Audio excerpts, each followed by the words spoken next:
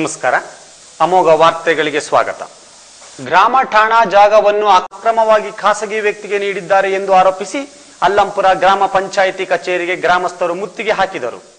ಗ್ರಾಮ ಪಂಚಾಯಿತಿ ಅಧ್ಯಕ್ಷರು ಹಾಗೂ ಸದಸ್ಯರು ಸರ್ಕಾರಿ ಶಾಲೆಯ ಹಿಂಭಾಗದಲ್ಲಿರುವ ಸುಮಾರು 5 ಎಕರೆ ಗ್ರಾಮ ಠಾಣಾ ಜಾಗವನ್ನು ಗ್ರಾಮದ ಅಭಿವೃದ್ಧಿಗೆ ಮೀಸಲಾಗಿದ್ದರೂ ಹಣ ಪಡೆದು ಗ್ರಾಮ ಪಂಚಾಯಿತಿಯವರು ಯಾರಿಗೂ ತಿಳಿಯದಂತೆ ಅಕ್ರಮವಾಗಿ ಅದನ್ನು ನೀಡಿದ್ದಾರೆ ಎಂದು ಆರೋಪಿಸಿ ಗ್ರಾಮಸ್ಥರು ಪಂಚಾಯಿತಿ ಕಚೇರಿಗೆ ಮುತ್ತಿಗೆ ಹಾಕಿ ಅಧಿಕಾರಿಗಳಿಗೆ ದಿಗ್ಬಂಧನ ಹಾಕಿ ಪ್ರತಿಭಟನೆ ನಡೆಸಿದರು. ಜಾಗವನ್ನು ಅಕ್ರಮವಾಗಿ ಶ್ರೀನಿವಾಸ್ ಎಂಬುವರಿಗೆ ನೀಡಿರುವ ಜಾಗವನ್ನು ಬಿಡಿಸಿಕೊಡುವಂತೆ ಗ್ರಾಮಸ್ಥರು ಆಗ್ರಹಿಸಿದರು. ಇದೇ ಸಂದರ್ಭದಲ್ಲಿ ಗ್ರಾಮದ ಯುವಕ ಈಶ್ವರ್ ಮಾತನಾಡಿ, ಊರಿಗೆ ಸಂಬಂಧಿಸಿದ ಜಾಗವನ್ನು ಯಾವುದೇ ದಾಖಲಾತಿ ಪತ್ರಗಳು ಇಲ್ಲದೆ ಬೇರೆಯವರಿಗೆ ನೀಡಿದ್ದಾರೆ ಎಂದು ಆರೋಪಿಸಿದರು. ಅದೇ ಇದು ಊರಿನ ಜಾಗ, ಇದು ಊರಿಗೋಸ್ಕರ ಸಂಬಂಧಪಟ್ಟಿದ್ದ ಜಾಗ. ಇದು ಖಾತೆ ಆಗ್ಲಿ ಅವರಿಗೆ RR ಆಗ್ಲಿ MR ಆಗ್ಲಿ ಯಾವುದೇ ದಾಖಲಾತಿ ಇಲ್ಲ.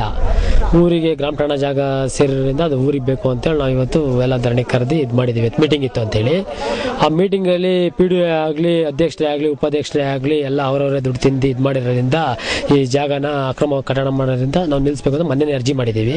ಇವರೇನು ಇದು ಮಾಡ್ತಾ ಇಲ್ಲ. ಮತ್ತೆ ಪೊಲೀಸ್ ನೋಡಿದ್ರೆ ನಮಗೆ ಬಳಕೆ ಮಾಡ್ತಾ ಇದ್ದಾರೆ, ಒಳಗಡೆ ನೋಡಿದ್ರೆ ಕಟ್ಟಡ ನಡೀತಾ ಇದೆ, ಇವರೇನು ಇದು ಮಾಡ್ತಾ ಇಲ್ಲ. ಅವ್ರ ಹೆಸರಿಗೆ 5 ಎಕರೆ 25 ಗುಂಟೆ ಜಾಗ ಅಂತ ಹೇಳ್ತಾರೆ. ಮತ್ತೆ ಅವರ ಹತ್ರ ಪಾಣಿ ಇಲ್ಲ, ಮುಟೇಶನ್ ಇಲ್ಲ, RR ಇಲ್ಲ, MR ಇಲ್ಲ, ಏನೇ ಇಲ್ಲ. ಮತ್ತೆ ನಾವು ತಾಲೂಕ್ ಪಂಚಾಯತಿಯಿಂದ ಲೆಟರ್ ತಂದು ಅದರಿಂದ ತಂದು ಇದರಿಂದ ತಂದು ಅಂತೇಳಿ ಇದು ಮಾಡ್ತಾರೆ. ಇದು ಊರಿಗೋಸ್ಕರ ಬೇಕು, ಸ್ಕೂಲಿಗೆ ಮತ್ತೆ ಊರಿಗೆ ಈ ದೇವಸ್ಥಾನ ಇರೋದ್ರಿಂದ ಈ ಜಾಗ ಊರಿಗೆ ಬೇಕು ಅಂತೇಳಿ ನಾವು ಊರೆಲ್ಲ ಸೇರಿ ಇದು ಮಾಡಿದೀವಿ. ಸರ್ವೆ ನಂಬರ್ 49 ಅವ್ರ ಜಾಗ ಇತ್ತು. ಅದು ಸರ್ವೆ ನಂಬರ್ 49ರಲ್ಲಿ ಸ್ಕೂಲಿಗೆ ದಾನ ಪತ್ರ ಮಾಡ್ಬಿಟ್ಟಿದ್ದಾರೆ. ರಾಜ್ಯಪಾಲ ಹೆಸರಿಗೆ ಅವ್ರ ದಾನ ಪತ್ರ ಮಾಡಾಗಿದೆ. ಅವ್ರದ್ದು ಒಂದೇ ಒಂದು ಕುಂಟೆ ಜಾಗನೂ ಇಲ್ಲಿಲ್ಲ. ಇದೆಲ್ಲ ಏನ್ ನಡೀತದೆ ಅದೆಲ್ಲ ಅಕ್ರಮ ಕಟ್ಟಡ, ಫುಲ್ಲು ಅಕ್ರಮ ಕಟ್ಟಡ ಮಾಡ್ತಾ ಇರೋದು. ಈ ಗ್ರಾಮ ಪಂಚಾಯತಿ ಮೆಂಬರ್ಗಳು PDO ಅವ್ರನ್ನೆಲ್ಲ ಕೇಳಿದ್ರೆ ಅವ್ರೇನಂತಾರೆ, ಇದನ್ನ ನೋಟಿಸ್ ಬೋರ್ಡಿಗೆ ಹಾಕ್ಬೇಕಾಯ್ತು, ಹಾಕ್ತಾರೆ, ನೀವು ಯಾಕೆ ಖಾತೆ ಮಾಡಿದ್ರೆ ಅವರಿಗೆ ಅಂತ ಕೇಳಿದ್ರೆ ಅವ್ರು ಹೇಳೋದೇ ಬೇರೆ ಉತ್ಸಾಹ. ಮೊನ್ನೆ ನಾವು ಊರಲ್ಲೆಲ್ಲ ಸೇರ್ಕೊಂಡು ಅರ್ಜಿ ಸಲ್ಲಿಸಿದ್ವಿ, ಅರ್ಜಿಗೆ ಆನ್ಸರ್ ಇಲ್ಲ. ಅವ್ರು ದುಡ್ಡು ತಿಂದ್ರು ಇವ್ರು ದುಡ್ಡು ತಿಂದ್ರು ಅಂತೇಳಿ ಎಲ್ಲ ದುಡ್ಡು ಅವ್ರ ಮೇಲೆ ಎತ್ತಾಕ್ತಾರೆ. ಈ ಜಾಗ ನಮಗೆ ಬೇಕು ಅಂತೇಳಿ ನಾವು ಇವತ್ತು ಇದು ಮಾಡಿದ್ದೀವಿ. ಇದಕ್ಕೆ ಸಂಬಂಧಿಸಿದಂತೆ ಗ್ರಾಮ ಪಂಚಾಯಿತಿ ಉಪಾಧ್ಯಕ್ಷ ಅರುಣ್ ಕುಮಾರ್ ಪ್ರತಿಕ್ರಿಯಿಸಿ, ಮುತ್ತಿಗೆ ಹಾಕಲು ಕಾರಣ ತಿಳಿದಿಲ್ಲ, ಯಾವುದೇ ಜಾಗವನ್ನು ಗ್ರಾಮ ಪಂಚಾಯಿತಿ ವತಿಯಿಂದ ನೀಡಿಲ್ಲ, ಜಿಲ್ಲಾ ಪಂಚಾಯಿತಿ ಹಾಗೂ ಮೇಲಧಿಕಾರಿಗಳ ಆದೇಶದಂತೆ ಅವರ ಜಾಗವನ್ನು ಅವರಿಗೆ ನೀಡಲಾಗಿದೆ ಎಂದು ತಿಳಿಸಿದರು. ಏನ್ ಕೇಳಿ ಸರ್, ಏನ್ ಸಮಸ್ಯೆ? ಸ್ಟ್ರೈಕು ಗ್ರಾಮ ಪಂಚಾಯತಿಗೆ ಅವರು ಮುತ್ತಿಗೆ ಹಾಕಿರೋದು ನಮಗೆ ಏನು ಅಂತ ಗೊತ್ತಿಲ್ಲ. ಏನೋ ಜಾಗ ಬೇರೆಯವ್ರಿಗೆ ಬರ್ಕೊಟ್ಟಿದ್ದೀರಾ ಅಂತ. ನಾವು ಗ್ರಾಮ ಪಂಚಾಯತಿಯವರು ಯಾರೇ ಸದಸ್ಯರುಗಳಾಗ್ಲಿ ನಾವೇನು ಬರ್ಕೊಟ್ಟಿಲ್ಲ. ಅದನ್ನ ಅಧ್ಯಕ್ಷರಾಗ್ಲಿ ಉಪಾಧ್ಯಕ್ಷರಾಗ್ಲಿ ಬರ್ಕೊಟ್ಟಿಲ್ಲ. ಅದು ಲೀಗಲ್ ಆಗಿ ಡಾಕ್ಯುಮೆಂಟ್ಸ್ ಪ್ರಕಾರವಾಗಿ ತಾಲೂಕ್ ಪಂಚಾಯತಿ ZP ಆದೇಶ ಮಾಡಿದ್ದಾರೆ. ಆ ಆದೇಶದ ಪ್ರಕಾರವಾಗಿ ನಾವು ಲೀಗಲ್ ಮಾಡ್ಕೊಟ್ಟಿದ್ದೀವಿ ಅಷ್ಟೇ. ನಾವು ವೈಯಕ್ತಿಕವಾಗಿ ಗ್ರಾಮ ಪಂಚಾಯತಿ ಪರವಾಗಿ ನಾವೇನು ಮಾಡಿಲ್ಲ. ಮೇಲಧಿಕಾರಿಗಳು ಕೊಟ್ಟಿದ್ದಾರೆ, ಅದ್ರ ಪ್ರಕಾರವಾಗಿ ನಾವು ಮಾಡಿಕೊಟ್ಟಿದ್ದೀವಿ ಅಷ್ಟೇ.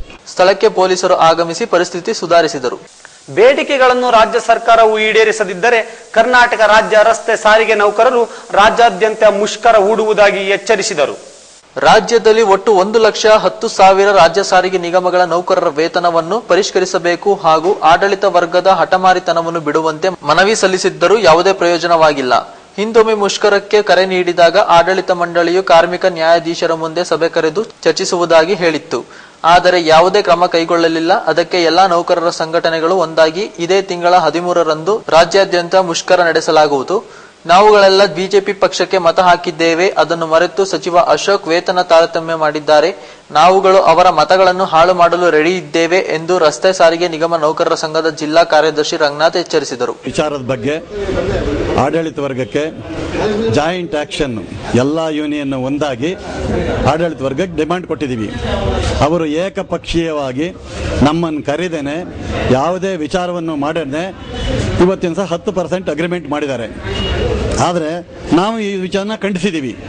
ಅವರು 27ನೇ ತಾರೀಕು ಏಪ್ರಿಲ್ನಲ್ಲಿ ನಾವು ಸ್ಟ್ರೈಕ್ ಡಿಕ್ಲೇರ್ ಮಾಡಿದಾಗ ಚೀಫ್ ಲೇಬರ್ ಕಮಿಷನರ್ ಮುಂದೆ ಕರೆದು ಮಾತುಕತೆ ಆಡ್ತೀನಿ, ಸೌಹಾರ್ದಯುತವಾಗಿ ಹೋಗೋಣ ಅನ್ನೋ ದೃಷ್ಟಿಯಿಂದ ಅವರು ಬರೆದು ಕೊಟ್ಟಿದ್ದಾರೆ.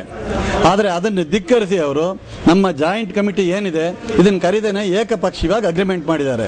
ಆದ್ದರಿಂದ ನಾವೇನು ಮಾಡಿದ್ದೀವಿ, ಇದೇ ತಿಂಗಳ 13ನೇ ತಾರೀಕಿನ ದಿವಸ ರಾಜ್ಯದಾದ್ಯಂತ ನಮ್ಮ ಫೆಡರೇಷನ್ ಜಾಯಿಂಟ್ ಕಮಿಟಿ ಏನಿದೆ ಜಾಯಿಂಟ್ ಆಕ್ಷನ್ ಸ್ಟ್ರೈಕ್ ಡಿಕ್ಲೇರ್ ಮಾಡಿದೆ. ಎಂಪ್ಲಾಯೀಸ್ ಪ್ರಚೋದನೆಯಿಂದ ನಾವೆಲ್ಲ ಅವತ್ತಿನ ಸಹ ಸ್ಟ್ರೈಕ್ ಮಾಡ್ಲಿಕ್ಕೆ ರೆಡಿಯಾಗಿದ್ದಾರೆ. ಅವತ್ತಿನ ಸಹ ಸ್ಟ್ರೈಕ್ ಮಾಡೇ ಮಾಡ್ತೀವಿ. ಅಕಸ್ಮಾತ್ ಏನಾದ್ರು ರಾಜ್ಯ ಸರ್ಕಾರ ಮತ್ತು ಆಡಳಿತ ವರ್ಗ 10ನೇ ತಾರೀಕು ಒಳಗಡೆ ಏನಾದ್ರು ಕರೆದು ಮಾತುಕತೆ ಆಡಿ ಬಗೆಹರಿಸಿದ್ರೆ ಮಾತ್ರ ಈ ಸ್ಟ್ರೈಕ್ ನಿಲ್ಲಬಹುದು. ಒಂದು ಪಕ್ಷ ಕರೆದು ಮಾತುಕತೆ ಆಡಿ ಆಗದೇ ಇದ್ದ ಪಕ್ಷದಲ್ಲಿ ಸ್ಟ್ರೈಕ್ ಮುಂದುವರಿಯುತ್ತೆ ಅಂತ ಹೇಳಿ ಇಷ್ಟಪಡ್ತೀನಿ. ನಮ್ದು ನೋಡಿ, ವೇತನ ಪರಿಷ್ಕರಣೆಯಲ್ಲಿ KEBಗೆ 27% ಕೊಟ್ಟಿದ್ದಾರೆ, ರಾಜ್ಯ ಸರ್ಕಾರಕ್ಕೆ 22% ಕೊಟ್ಟಿದ್ದಾರೆ, ನಮ್ಮ KSRTCಗೆ ಏಕಪಕ್ಷೀಯವಾಗಿ 10% ಮಾಡಿದ್ದಾರೆ. ಈ ರಾಜ್ಯ ಸರ್ಕಾರ ಒಂದು ಎಂಪ್ಲಾಯೀಸ್ಗೊಂಥರ ಕಣ್ಣೊರೆಸುವ ತಂತ್ರ ಮಾಡ್ತಾ ಇದೆ. ನಾವು ಪ್ರತಿಯೊಬ್ಬರು ಬಿಜೆಪಿ ಸರ್ಕಾರಕ್ಕೆ ವೋಟ್ ಹಾಕಿದ್ದೀವಿ, ಎಲ್ಲರೂ ವೋಟ್ ಹಾಕೇ ಇದ್ದೀವಿ. ಆದರೆ ಸರ್ಕಾರ ಯಾಕೆ ಈ ಥರ ಮಾಡ್ತಾ ಇದೆ ಅಂತ ಹೇಳ್ಬಿಟ್ಟು ಎಂಪ್ಲಾಯೀಸಲ್ಲಿ ತಾರತಮ್ಯ ಮಾಡ್ತಾ ಇದೆ. ಈ ತಾರತಮ್ಯನ ವಿರೋಧಿಸ್ತಾ ಇದ್ದೀವಿ.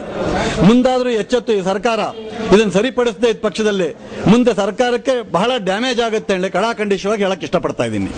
ಸನ್ಮಾನ್ಯ ಅಶೋಕ್ ಅವರು ಈ ವಿಚಾರದಲ್ಲಿ ಬಹಳಷ್ಟು ಯೋಚನೆ ಮಾಡಬೇಕು.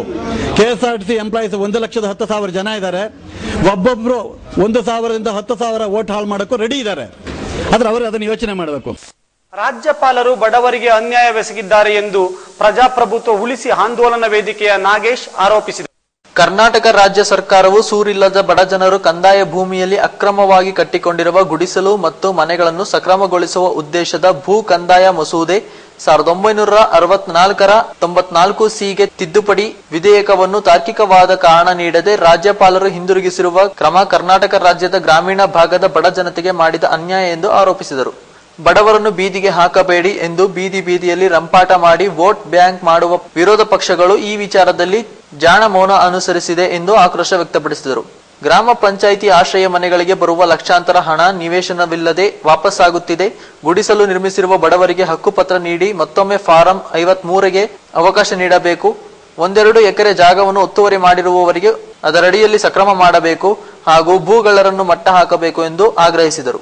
ಕರ್ನಾಟಕ ರಾಜ್ಯ ಸರ್ಕಾರ ತಡವಾಗಿ ಆದರೂ ಸಹ ಏನು ಗ್ರಾಮೀಣ ಭಾಗದ ಸೂರು ಇಲ್ಲದವರಿಗೆ ಮನೆಯನ್ನು ನಿವೇಶನವನ್ನು ಕೊಡಬೇಕಾದಂಥ ಒಂದು ಕಂದಾಯ ಕಾಯ್ದೆಗೆ ತಿದ್ದುಪಡಿ 1964ರ 94C ಇದಕ್ಕೆ ತಿದ್ದುಪಡಿ ಮಾಡಲಿಕ್ಕೆ ಹೊರಟು ಸದನದಲ್ಲಿ ಬಹುಮತದಿಂದ ಅಂಗೀಕಾರ ಮಾಡಿ ರಾಜ್ಯಪಾಲರ ಅಂಗೀಕಾರಕ್ಕೆ ಕಳಿಸಿದಂಥ ಮಸೂದೆ ಇವತ್ತು ರಾಜ್ಯಪಾಲರು ತಾರ್ಕಿಕವಲ್ಲದ ಕಾರಣ ನೀಡಿ ಸರ್ಕಾರಕ್ಕೆ ವಾಪಸ್ ಹಾಕಿದ್ದಾರೆ.